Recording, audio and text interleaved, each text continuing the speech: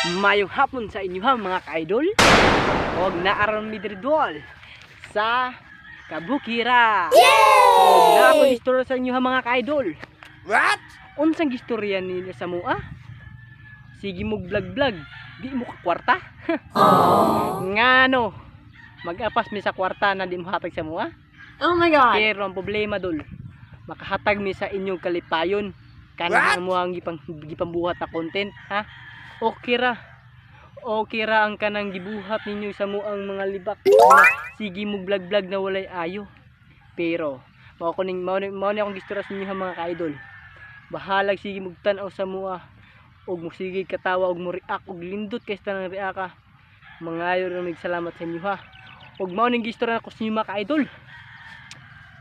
Ha? Ang mga libakira dira. Okay ra, at least malingaw sila sa mua. Og mga followers dira unta malipay pa mo sa mga content. Bahalag di mi ka kwarta og di mi ka dawat og kwarta, at least makalingaw mi sa inyo ha. Maaro gud na mo kalipay na malingaw mo og malingaw sad mi na inyo ming Good. bahalag mo katawa og unsa pa na og salamat sa inyo mga comment og share sa ko unta daghan pa mo matabangan mo share sa mo og salamat po sa inyo ha na bahalag ng anime. Og salamat. Ayo. Goodbye.